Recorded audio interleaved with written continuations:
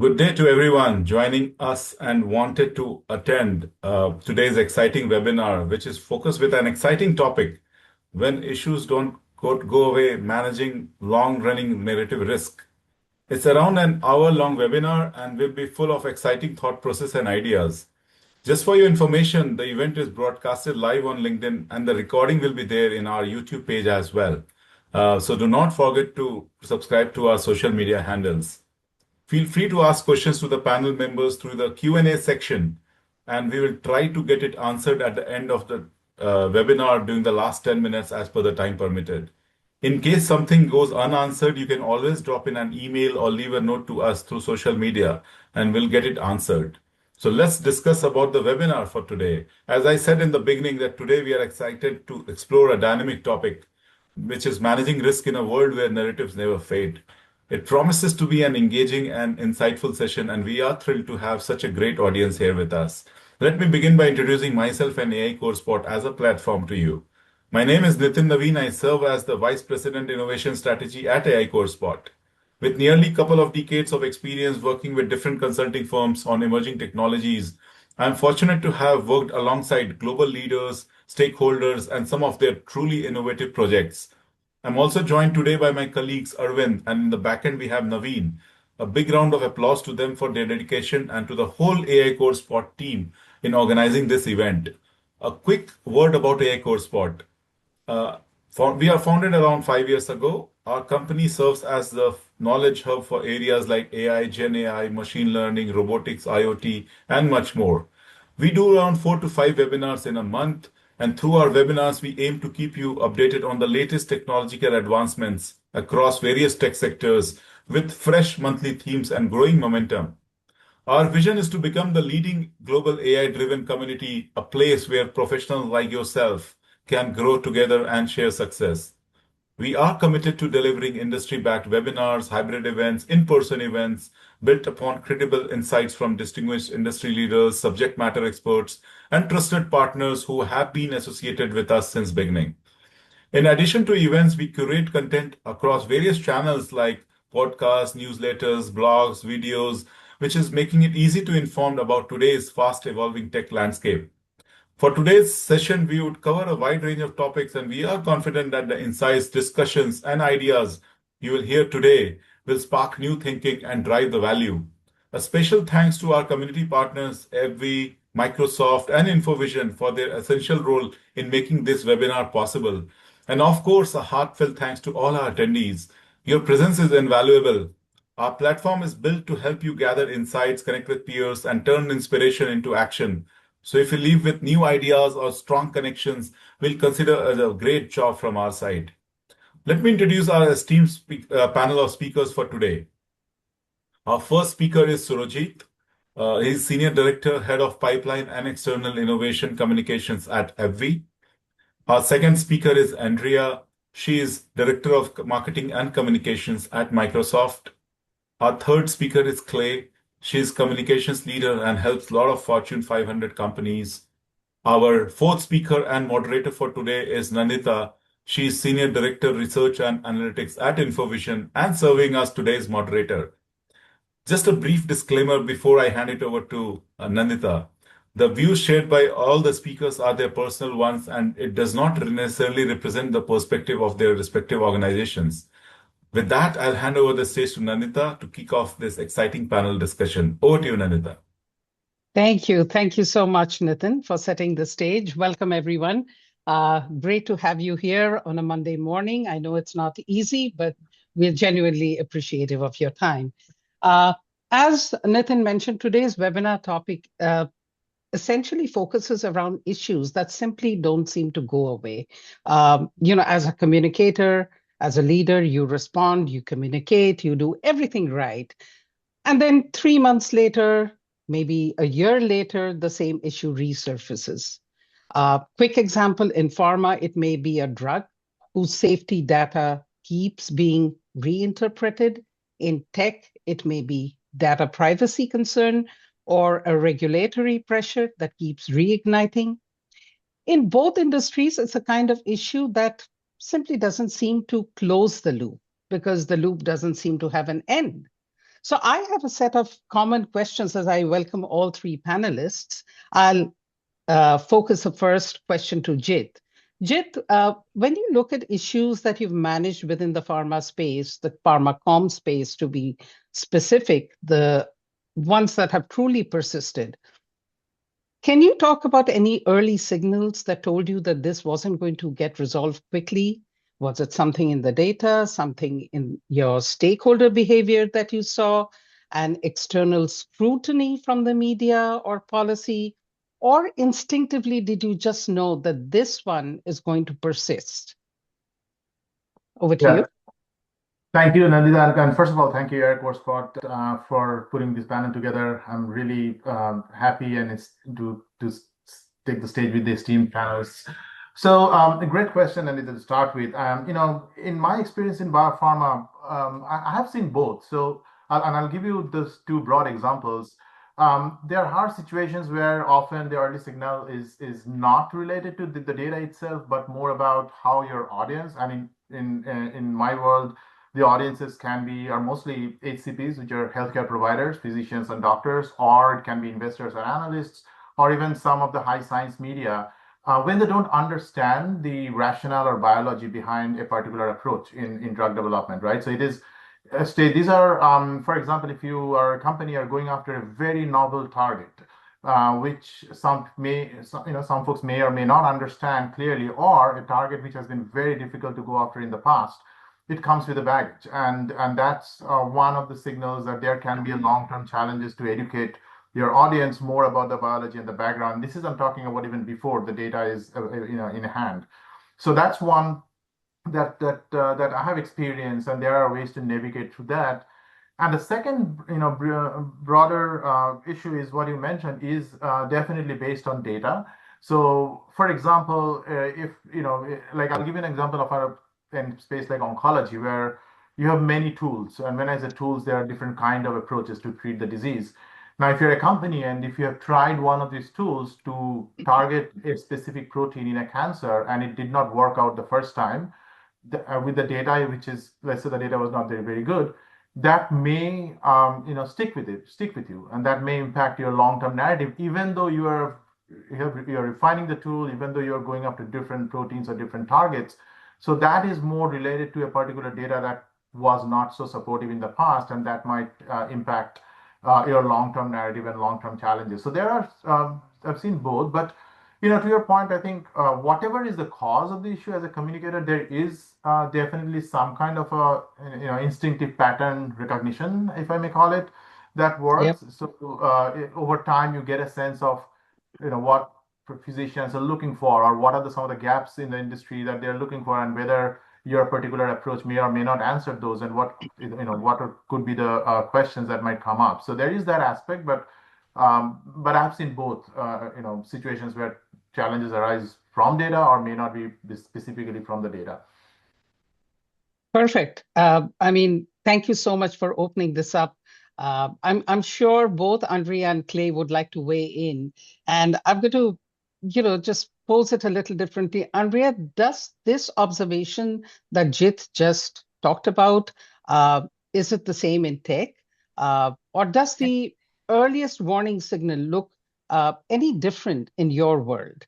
I'll ask Andrea this first. Sure. Yeah. And thanks again for having me as well. Excited to be here today. I would say a lot of what Jit described absolutely resonates in tech, but the early warning signs might show up a little bit differently.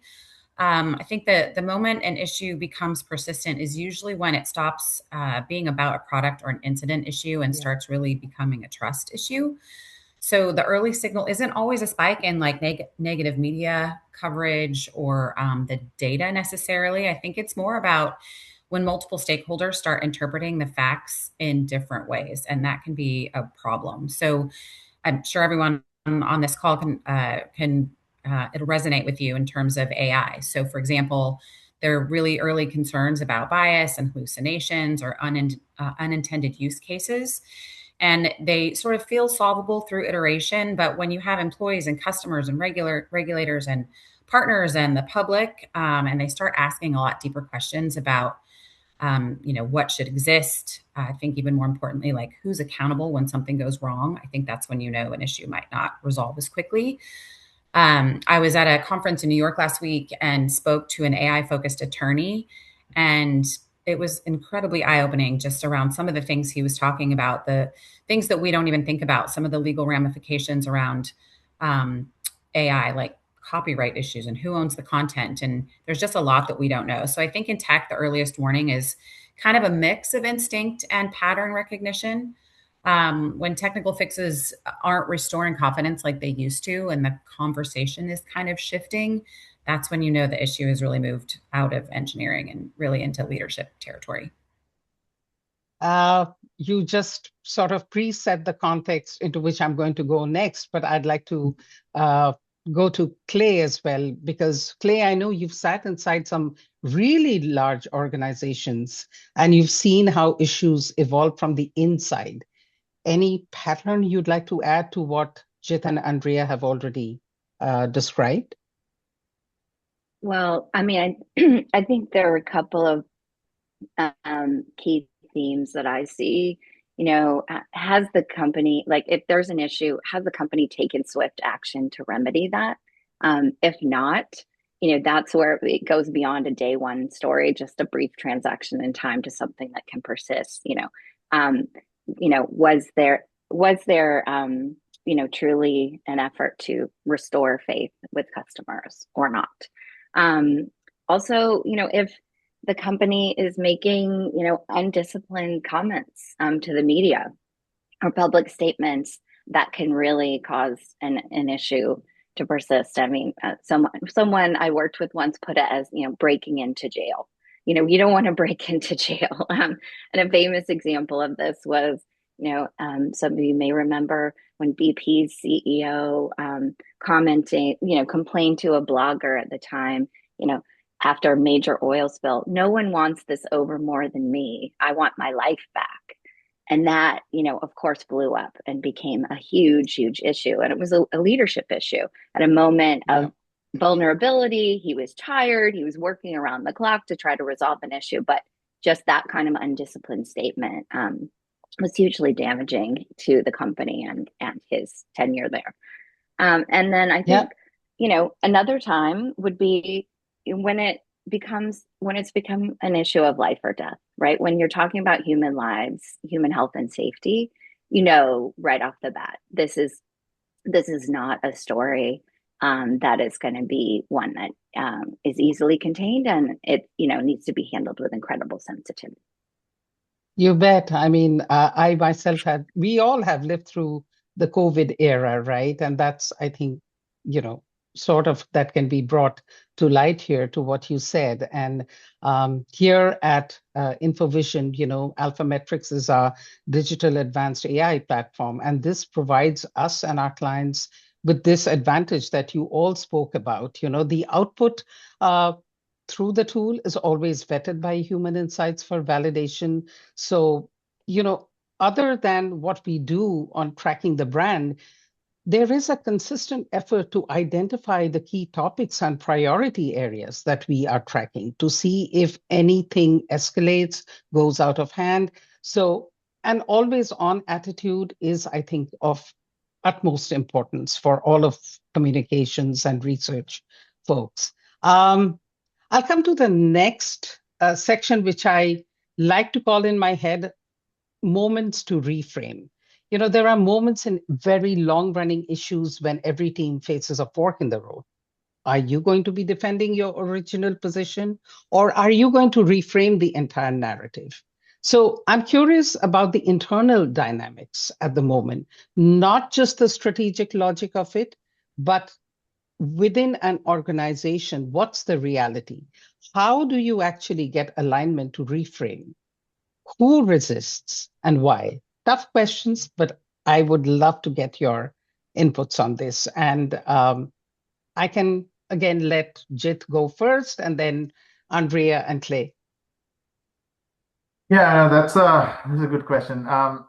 So, reframing, at least in pharma, is really less of a communication decision and more of an organizational one, right? Like because Yeah. again, reframing a narrative is very driven by the data. Like so, we have a narrative around every therapeutic area that we work in. We have a narrative around every you know drug that we are testing in clinical trials or every drug which is already in the market, and the only time we would change those would be driven by certain data. Now whether it's it can be positive data, it can be negative data, but that's the really driver. um, One of the thing that in pharma we like to remember is that reframing works best when you position the evolution of the narrative as a based on what new information you have gathered and not as a reversal of your stance. So for example, like if you're doing a study in I don't know, one of the neurodegenerative diseases, and you have a narrative that is said that okay, this is the disease, this is the unmet need, this is how you are going to approach it, and then you see data which maybe doesn't fit with the narrative. It is very important to be transparent about it, and also to explain that okay, this is that we got new information from the study, and that's why we are changing the narrative. Now, how do you get alignment on that? Yes, to your point, internally there are different stakeholders. That includes the clinical teams, the development teams, R&D, investor relations, and everyone is looking at the data with very different lenses, and everyone has a different stakeholder to answer to. So this difference in the way your stakeholders are the questions that your stakeholders are asking. So IR gets a different question from an investor versus one of our clinical leaders who would be asked from a PI who has patients who is in the study. Yeah. Those are that's the really, I would say, the challenge that's where the challenge comes from when these audiences are asking different questions. But the key here is just to make sure that we work very closely with all the stakeholders. Everyone sits in the table when there is a time to change the narrative. It's not something that is being led or driven by one particular function, but it's more of the all hands in deck. Again, with the idea that the data is the king, and based on that. Always, always. That never seems to get old. Data is the king still. Clay, would you like to give your insight around this? And I'm happy to reframe the questions for you if you'd like. No, I think, I mean, the concept of the reframe for me, as I thought, as I think about this, it's less about changing direction on managing an issue and more around, my experience has been more around when a message isn't working in the market, right? When a marketing message, one example that came to mind for me, I spent years with a software company that was serving the manufacturing industry. And they wanted to build a whole new category of software that didn't exist. And there was already a well-established category called product lifecycle management with entrenched leaders. And we said, we're going to go our own way. We're going to come up with this whole new concept called digital prototyping. We spent a lot of years and a lot of money trying to build a new category. And we wanted to be distinct and different. And while the problem we were solving was distinct and different, ultimately became far too expensive to build this whole new category. And we made the decision to shift and to start using the category terminology of the rest of the industry of product lifecycle management. And that took a lot of years and a lot of struggle and, of essentially not winning. And, we, in order to, make the move to really, truly challenge the market leaders, we needed to shift strategy. But this also is backed up by what Jit was saying, is that we had to inform this by data and by learning in the marketplace. And so, in terms of, who resists, I mean, it's really tough for the people who champion that idea to let go, to give up on their baby. It's your baby, yeah, right.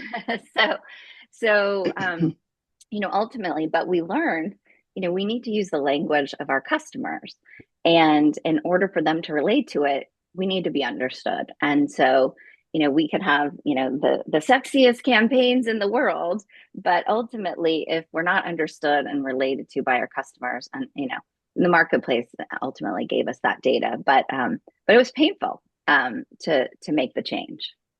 Thank you for bringing this up. Very, very timely, and this persists. I mean, we've seen this happen over and over again, where you play in the sandbox and then want to accelerate this, and then you have to take a step back for the larger good of the organization, and put your own self-interests aside and move on. Andrea, anything you'd like to quickly add? I think, I mean, I'm pretty much on the same page with Jit and Clay, but I'll just say, I think sometimes that fork in the road shows up when the facts haven't changed, but the context has. And I think that's kind of, what Clay was just saying. I think you can still defend your original position and it can be technically correct, but if it's not resonating with your audiences, then you know that you have a problem. So I think, taking the time to reframe isn't necessarily an admission that you were wrong in the first place. I think it's just a recognition that the narrative has moved in a different direction. And it's our job as communicators to make sure that we are meeting people where they are now and not necessarily thinking that they are at the same place where the issue started. So I would say, it's the biggest challenge there is really getting alignment on what that problem is that you're trying to solve now versus maybe what it was before, and getting the organization's permission to let go of sort of winning that old argument and look, forward to rebuild trust moving forward for what is actually going to resonate with the audiences you're trying to reach or move to action. Perfect. And thank you for putting it out so succinctly. Andrea, I know you brought up, and again, this is no longer an elephant in the room, the role of AI and real-time intelligence, right? Because I've seen, with Alphametrics, we track narratives, competitor moves, industry shifts, brand sentiment. It just goes beyond the daily monitoring that AI can explain, the drivers behind spikes, risks, and opportunities. So brands can act and not just react, right? And again, a lot of brand leaders and communicators that I'm talking to, I hear there's a distinct AI fatigue as well. Excitement on AI-powered media intelligence, some fatigue as well. So, there are some sort of real-time narrative landscapes, how you spot early warning signals, track how an issue migrates across different stakeholder groups. So do you think this kind of intelligence actually changes how you make your decisions in the heat of an issue, like when the issue is really bubbling up top? Or does this mostly confirm what experienced communicators already knew, just that it's moving faster, with the role of AI and real-time intelligence? Yeah, I would say from my perspective, the ability to monitor the intelligence in real time now, it's not new. It's just we're doing it in a different way. I think it is faster, as you just mentioned. I think it's a bit more robust. I actually worked at an agency 10 years ago where we had a media monitoring hub. It was a bunch of people sitting in a room where literally there were screens and news feeds like from all around the world going all day long. And it was very, obviously a lot of human interaction involved in that. But, we've been doing this for a really long time. So I think that the AI, the benefits, of course, are it changes that speed and the breadth of what you're seeing. I think sometimes also it might be a little overwhelming. Like there's a lot of information to try to distill in a shorter period of time. But I think, with some of the AI tools, you can sort of spot some of those weak signals earlier than you could before and figure out some of the nuances of maybe where the narrative is shifting between media and regulators and employees. So you can kind of compress, I think, what you're, gathering and distilling into maybe hours versus days as it was before. But I think regardless, no matter what, if you're in the heat of an issue, it doesn't and should never replace human judgment. I think this is where the human interaction absolutely has to come in. And it's a lot about, as experienced communicators, what we already sense. It's just a bit more, just with a bit more speed and maybe a little more confidence. But it shouldn't, it might sharpen our instincts, but it doesn't substitute them. I think we always have to, use our own kind of cognition and context and put it on top of what AI is. I think, totally. I mean, I firmly believe that, no matter which tools you're using, and again, each of your brands have mandated certain tools, for your own use. Contextual intelligence plays such a key role as you continue to, work on all of these different tools that you're meeting and seeing every day. Clay, anything you'd like to diverge from here and, provide an insight on, or are you in agreement with Andrea? Well, I think she made excellent points around, the role of, human judgment does not go away. But I feel like the great thing about reputation monitoring, in today's world is that you can really get a sense of, who is talking about your brand and also the weight of, that individual or that media outlet's influence and how fast is it spreading, and then also really understanding how, what are large language models, what are AI models saying about your brand, because in a world where people aren't going to click through to a link and read more, you need to understand how's your brand showing up in these summaries and who's influencing that. So I think that's incredibly powerful to have that kind of intelligence at your disposal today. Thank you. Thank you. And Jit, given that your background straddles both science and the communication side, would you like to add anything additional? No, I think, completely agree with what Andrea and Clay just mentioned. Even I think in my world also, it's a decision support tool, while the decision makers are still very human. But what I've seen I would say in the last 2 to 3 years is these tools and the data that we get from them also has helped us internally to have conversation with senior leadership in a more fact-based versus a less of an anecdotal way. So that's one thing that has helped internally a lot, and also helps, as you can imagine, in a company, in any biopharma company, you have folks who are working in the bench, researchers, and then you have medical affairs people, you have you have folks who are working with patients, and so with these tools, what we have been able to do is internally, show some data that has helped, explain where are the weak, like we were talking about the challenges and pushbacks on narrative when you want to change a narrative.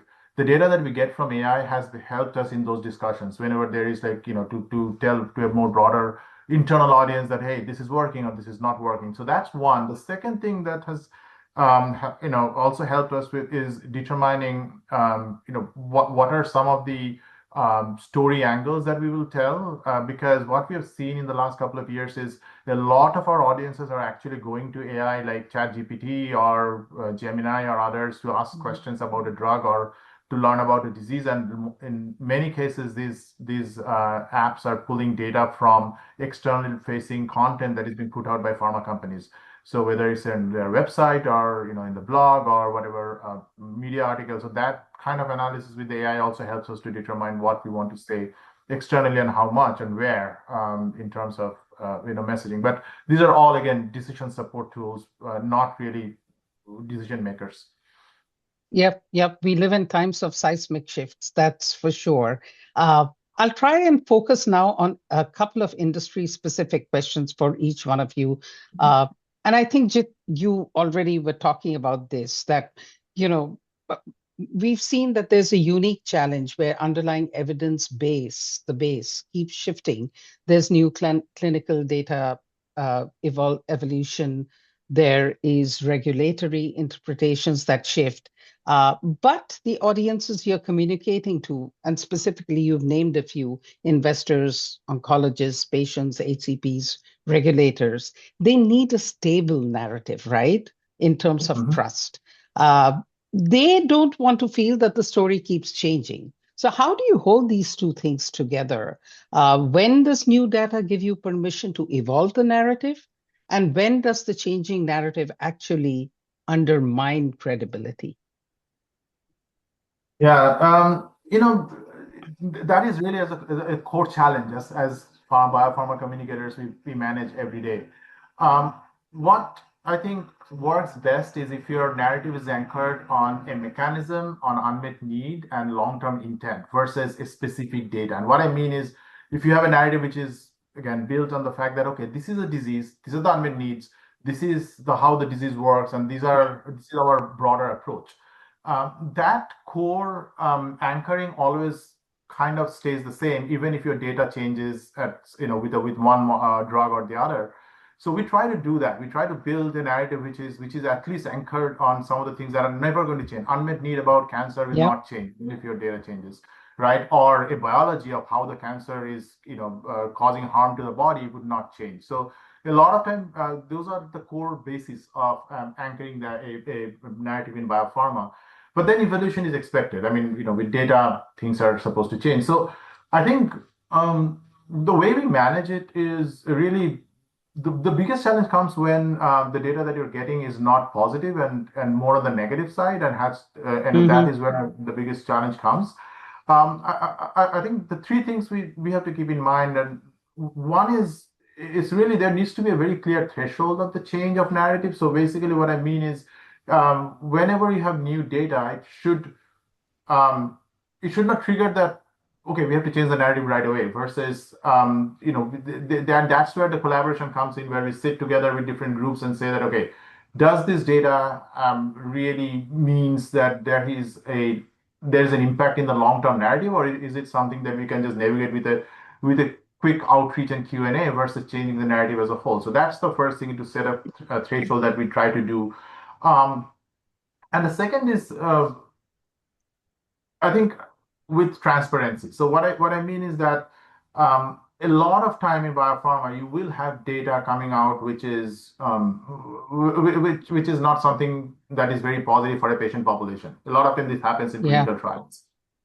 So it is very important for us to not avoid talking about that. So we make sure that we are absolutely transparent. We say that, okay, we tried this approach. It didn't work in this patient population, but we got a lot of data that will help us to understand why it didn't work. So that's the other approach that as biopharma communicators we are really accountable for to our audiences, whether it's the patients or the doctors. So and the third thing is, I think what we try to do is we try to explain the why behind every single information that comes out from our study. So which kind of relates to the negative data as well, but also with positive data. So sometimes you will see a great data coming from a study which cures a lot of patients, but we may not completely shift the narrative for the company based on that one, and we explain the why, because it can be early data. We have to be, we are very transparent that this is early. We need to wait for a few years. So that's the three things I think we really look into as we try to navigate through those changes. And of course, to this, there's a layer of having a multi-stakeholder consistency, right? Investors who are actually pricing in on this uncertainty, physicians who need to manage this clinically, and patients understandably sometimes fear this, right? So when an issue runs long, does the stakeholder group start to diverge in how they hold the narrative? And how do you prevent what one audience hears from contradicting what another is being told? If you get my drift. Yeah. So first of all, yes, that happens. So we have seen data being interpreted differently by different audiences. As investors look at it not all the time, but there has been some situations where we got a piece of data in the past. I've seen in other companies as well where data is being published and it is interpreted maybe positively by one group and not so positively by another group. I think the biggest step there that we try to take is how do you mitigate the risk of oversimplifying or overloading with detail when you're talking about a particular, because a lot of the audience often some audience would need less information and just an overarching view. Some audience would need more details about, what happened to this number or what happened to that molecular marker in the blood and all that stuff. So that's situations like these where you have a data. It is very important for us to balance in terms of oversimplifying or versus overloading the audience with information, and that has helped us in navigating through these situations where different audiences So we hit the right balance, which can work with all the stakeholders, whether it's an investor or whether it's a doctor or whether it's a patient, they can probably all understand and get the same story. So that's number one. The second, and this is where it's also kind of what you were talking about before, is anticipating the risks. As communicators, we often try to do that. So, for example, before we know that we are going to get a large amount of data from a study, we are already working towards various scenarios about, like, okay, if you see this, investors might ask this question. Physicians might ask these questions. Patient groups might Yeah. ask these questions. So we always preempt those, based on our experience, and we always go in very prepared when these things come, so that's actually mitigates the risk of different audiences hearing different things. And the last is, again, the same as I mentioned before, is as a communicator in biopharma, we work very closely with all these different teams that involves investor relations, clinical development, research and development, regulatory, and other internal functions as well. Yeah. And I thought I'd let this question pass, but it's too tempting for me. How closely do communications teams, you specifically, actually work with R&D and medical affairs in real time? Is there a kind of tension that typically shows up from time to time? Well, very closely. So it is very, very Yeah. closely. And I will tell you, like, in my experience in biopharma, and I think it depends on the organizations as well, right? Like in some organizations, it might be a little less seamless. In some organizations, it is Yeah, more easy to work with. But either way, I've seen comms these days work very closely. And actually, the trend is changing. Communications are now, teams are now getting a seat at very early stage in the development process. So 5 years back, you would see a comms team sitting with the R&D or the clinical team or IR just at the time when the study is almost near completion and you're going to get data from the study. Now you will see, even for very early stage discussions around R&D about, okay, are we going for this target, or are we going into this geography to do a study, or this disease area, you will see communications team having a seat in the table right at the early. And that is the kind of trend that we have been seeing in the last few years. That tells a lot about how important these functions have become and integrated they have become with other functions. very, very enthusiastic and happy to hear this, Jit, and thank you for answering everything so thoroughly. I'll shift the focus a little bit now on the tech side and I'm thinking in my head, the category would be product evolution versus narrative stability. Clay, I'll let you go first, then invite Andrea. In tech, we've seen that products, evolve and move fast, features shift, platforms evolve, the architecture changes, right? But here's an observation: the product changes, but the issue doesn't seem to move when it arises. The narrative is still stuck to the old version of the product in the minds of the audience. Why does this happen? And I mean, I myself have felt this, as a tech product user. And what does it actually take to close the loop between a product change and the narrative change that goes with it?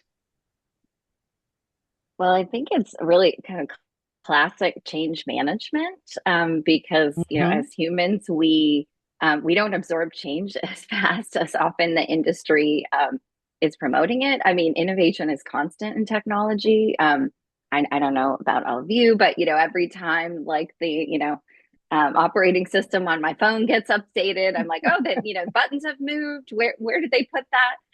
You So read my I mean, mind. it takes some time for technology user bases to learn about new capabilities. I mean, and that's why it's obviously really important when you have made a significant change that has a positive outcome for to be very proactive about communicating that. But it takes time to experience the change, and then also for that word of mouth to start spreading, right? I mean, it's really important to identify the champions, the early adopters, or the people that have really embraced the change, so that they can then be examples, whether they're your employees or whether they're your end users. You need to make their stories visible, to amplify their voices. So So essentially the word of mouth will start to spread and people will see, oh, there's a change here. You know, that issue we are experiencing is no longer the case. In fact, like, you know, this is night and day from how things were before. But the third party credibility has to be there. You have to have other Yeah. voices besides, you know, the company, because, you know, of course, it's in your self interest to be talking about how great you are. People need to see the evidence through third parties. Absolutely. Yeah. Inside out and outside in, for sure. Andrea, do you agree with Clay's diagnosis, or do you think the problem is actually upstream of the product? Is it about how executives themselves show up in the narrative, or brand proponents show up in the narrative? Any comments?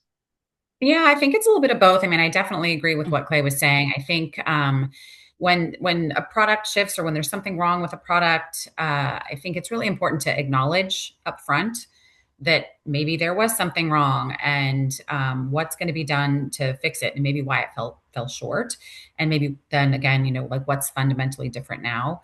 Ownership, I think, is really important. Would definitely agree with what Clay said in terms of getting the voices out there. I think executives need to be, especially in a tech audience, like a tech environment. I think executives are really important. You need to see that they've bought in.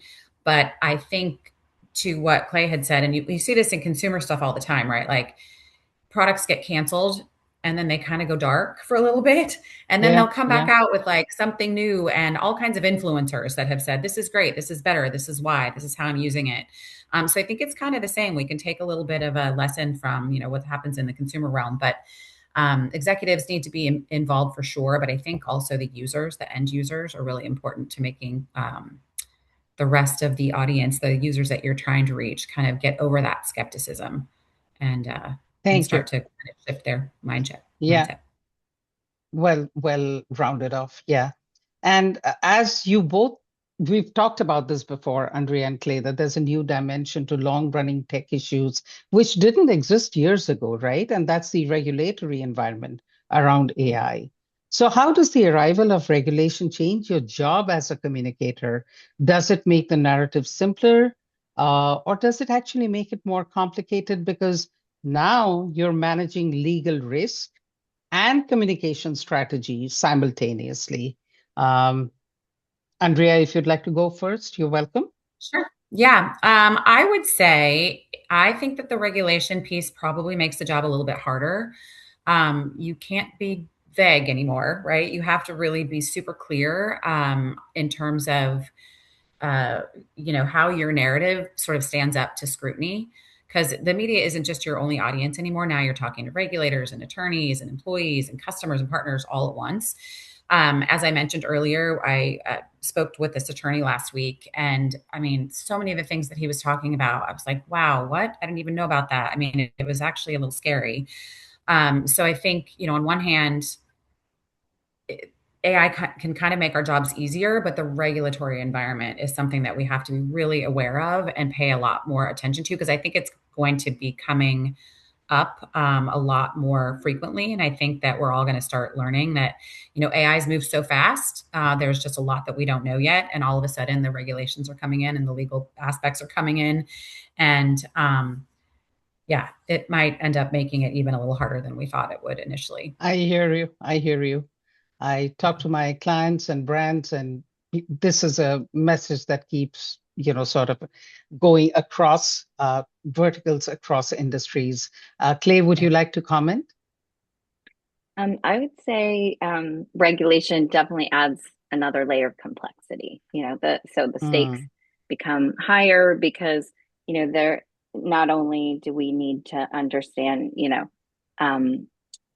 the messages to reach our core audience of and customers, but we need to ensure what are going to be the consequences of that message, and are we running afoul of a rule that we didn't know about, depending on the country. I mean, it's very complex when you extend globally, and I would say it's going to be really important to stay very, very close to your legal team.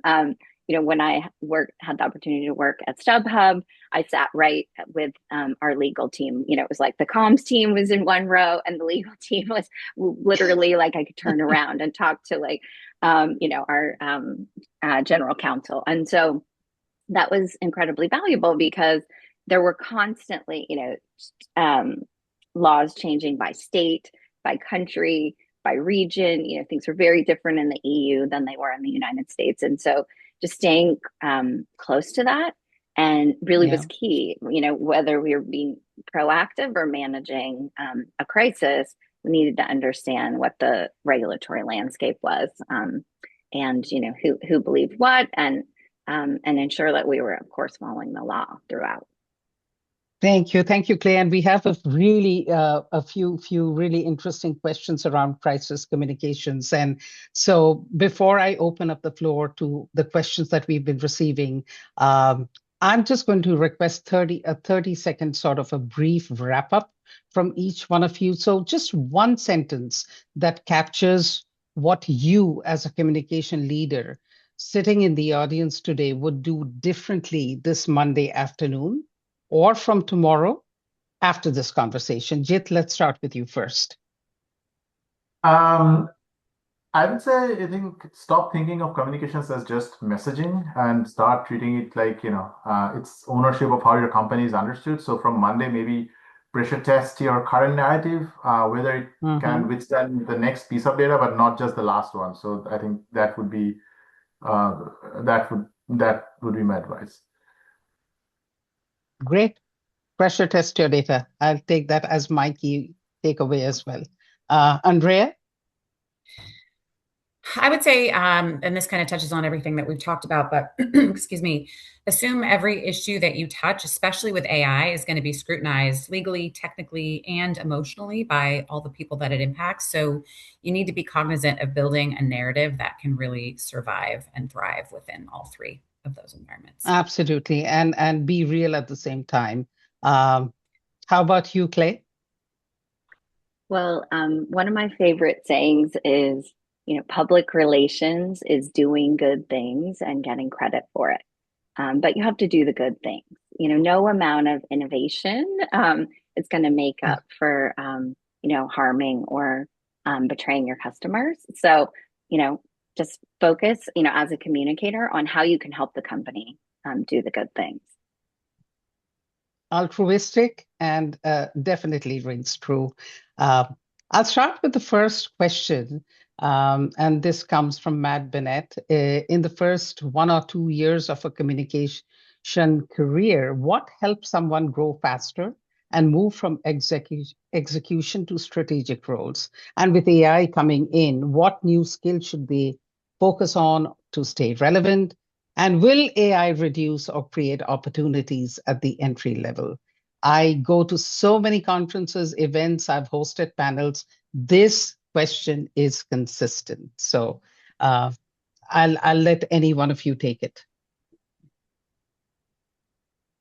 I mean, I can chime in quickly. Sure. I would say I was just at a conference last week, like I mentioned a few times, and it was a communications oriented conference. And I think the message across the board was pretty clear that AI is creating more opportunities. I think it's a little bit scary because we are seeing, especially in the media, a lot of, companies saying that they're laying off folks and whatnot because they think AI can take over some of the more tactical jobs. I would say that it actually may do that, but it will then leave room for more strategic thinking. So back to the beginning of this question. So within the first couple of years of a communications career, I would say, don't just keep yourself focused on the job at hand. Like, look at what other things you can do and pick up. And one thing that's really served me well in my career is that, I started in PR, but I immediately was, working with the marketing team. And then I wanted to know what change management meant. And then I wanted to understand social media. And I think if you can kind of keep your finger on the pulse of a number of different things in the organization and be able to speak about all those things intelligently, it just helps to build credibility within your organization. When you're talking to higher up folks, they understand that you can actually kind of step in and do more things. And I think that really helps to kind of elevate your position within. Totally, totally. Takes me back to my formative years. Even when the internet, first broke in. I mean, such a disruptor. And then you thought, okay, nothing like this is ever going to come into the workforce. And here we are. But I think, it's really wisely integrating your current skills to how you can upgrade this with what is going on all around us. There's a surround sound of AI and skills. Just, an hour of your time each day. I think that goes such a long way in the 100%. learning and There's adapting a lot of process. free tools out there too for like AI Exactly. certifications and things like that. So go get them. Go out there and Yep. get them Yep. and learn as much as you can. Yeah. Be the best version of yourself. Um, Yes. The next question related to crisis, and Jit and Clay, I'll let either one of you get to this. During a crisis, what's something that never gets said publicly, but actually drives most internal decisions? And in reality, who holds the most power in those moments? Comms, legal, or the CEO? I think we've had this discussion a little bit through the webinar. This comes from Joseph Lopez. Fantastic question. Jit, maybe you'd like to go first. Clay, feel free to comment after that. Well, I'm sorry. Is Jit going to go first, No, or you'd like I me mean, to? if you Sorry, started, was I mute? Can you hear me now? Yes. we can Yeah, hear go for you. it. We'd Okay, love sorry. both of you to give your comments on this, please. Sorry Yes. about that. No, Clay, go ahead first, and I'll go after you. Well, in terms of the what never gets said, I think, behind the scenes in a crisis, you really need to be asking all of the hard questions, because it's you need to know all of the facts, and ultimately, determine, okay, what's the best way to remedy the situation, and who needs to know what. But I think it really, something came out in that question was, it sounds like it was a competition. And ultimately, you're all on the same team. And so if you're managing that crisis as a competition, I think that is going to be, you're really going to slow yourself down, as a company. You need to work together, and not look at it as a power struggle, but look at it as we each have expertise to offer in this situation. And ultimately, the decider in a very high stakes situation, it's the business leader or the CEO of the entire company who's the decider. But legal, comms, product, you each have capabilities to bring to the table, and it's meant to be a collaboration. And comms, I think, plays a really important role in facilitating bringing people together, to work toward that common outcome. We're not pitted against one another as competitors. They're on Yeah, the same the team. operative phrase is meant to be a collaboration. I love that, Clay. Jit, your comments, please. So I think what Clay mentioned about the collaboration and who makes the decision, I think that was spot on. Same for biopharma as well. Like Yeah. multiple stakeholders come together during a crisis. We deliver the information to the senior leaders, and then they make the decision. But it's also something which is based on the input that comms or regulatory or R&D would provide.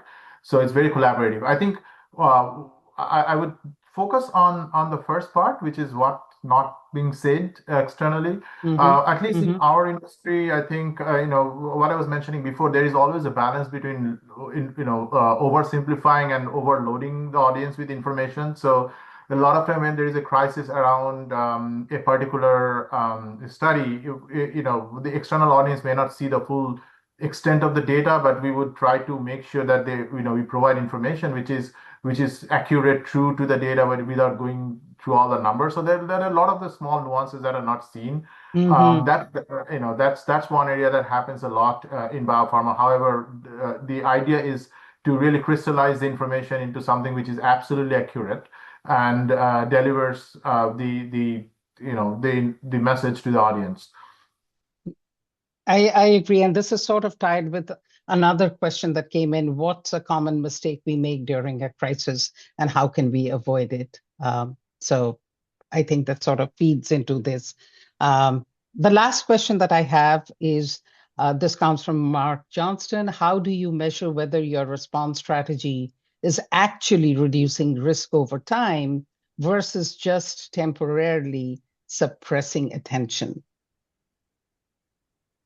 These are good questions. I think, yeah, it's a great question. I mean, one short answer is AI. I mean, we have started using a lot of different tools and analytics to see how our messages are pulled through across the, over the years, how the narrative is being, receptive or not to our audience. And that actually tells you, maybe not immediately right after the crisis, but in a year or two, if tracking messaging through these tools helps us to get some idea whether our counter messaging is working or whether our approach that we took during that crisis is actually helping to navigate it. So we use a lot of these tools. So that's one of the ways to do that. And also information that as a biopharma company we get from the field, right? So we have field forces. We have people who are meeting, doctors on the field. They're treating physicians or who are meeting patients and their families on the field. So we constantly get information back from them as well. So that helps us to get an understanding of how our strategy is working. I knew I was missing something. I was going to ask about field reps. Glad you brought it up. Thank you. Andrea? I would just add to that. I think exactly what Jit was saying. I think from my perspective, it's also really important because we are dealing with, and we just talked about this, so many different stakeholders. It's not just the external folks. It's also your employees. It's also, different teams. It's your customers. It's your partners. Wherever you can, and if it's possible, try to get feedback from everybody because they might be looking at things differently and different pieces of the response strategy could be resonating differently. So I think if you can take a more holistic view and really pull in information from multiple different audiences, you'll get a better sense for what's really working and how you might need to shift some things.